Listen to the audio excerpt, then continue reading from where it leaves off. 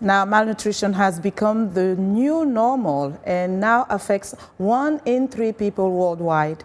The 2016 Global Nutrition Report finds that 44% of countries are facing serious levels of both undernutrition and obesity.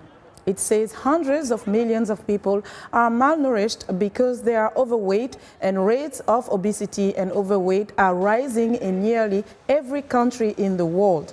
In addition, the number of children under 5 who are overweight is now approaching the number of those who suffer from wasting or acute malnutrition.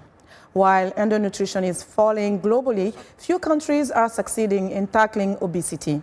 And the 4 main non-communicable diseases linked to it: diabetes, cancer, cardiovascular diseases, and chronic respiratory diseases.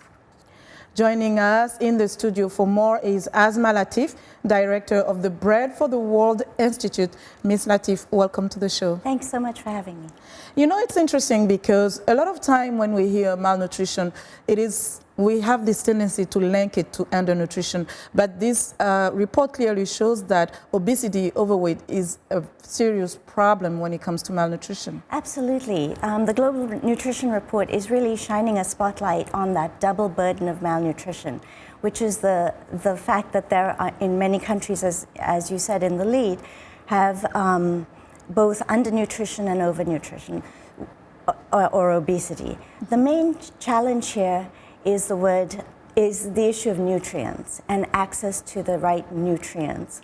And that's really critical in early childhood, in that 1,000-day window between pregnancy and a child's second birthday. Mm-hmm. And the impact of undernutrition at that time in your life can have lifelong consequences. Yes. Undernutrition at that time is a cause of 45% of preventable child deaths. But if a child survives that undernutrition at that stage, it has a huge impact on their physical body. A lot of children, 1 in 4 children in the world is stunted, so they are too short for their age. And that outward manifestation of stunting is a signal of what's going on inside the body, and that has long-term health consequences. Indeed. So, but when we look at the issue of obesity, it seems to be increasing globally, and it also seems like countries are having difficulty tackling this issue. Absolutely. What is happening? So people are not getting access, young children and adults are not getting access to the right kinds of nutrients. Those kinds of nutrients tend to be a little more expensive.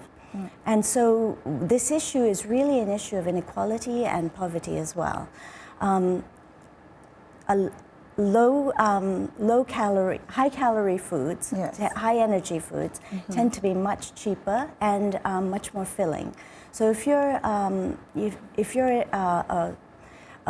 person in a village in a developing country and you have limited income, you spend that on what fills your stomach. I think, and not having access to, or sometimes not having the knowledge about what kinds of nutrients are necessary at different stages of life, mm-hmm, for the healthiest outcomes. So it's a question of education, but it's also a question of access and knowing what to do with the food. And when we talk about the issue of income, that could be related. But we see that in a country like the United States, which is a developed country, a very wealthy country, obesity is really a serious issue here as well. So how do we reconcile this when we talk about poverty and the increased rate of obesity? Does it mean that the people that are, more people are obese in a poverty setting? I think that definitely poverty is a huge factor. Again, if you have limited income, mm-hmm, you buy what's most affordable, and if you have to feed a family, you're making choices all the time.